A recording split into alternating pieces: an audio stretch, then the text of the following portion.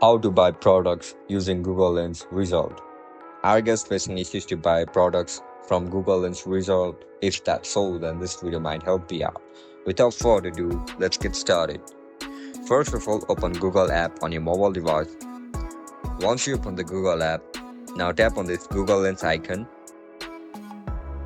As soon as you click on it, now just place the camera over the product that you want to buy of, or import the picture from your gallery. Once you click the picture, you can see the picture of the image. Tap on it. Once you click on it, you can see multiple options for online store. Tap on visit. After you click on visit, you can see the options for buy now and add to cart. Tap on buy now. Over here you need to fill up your details.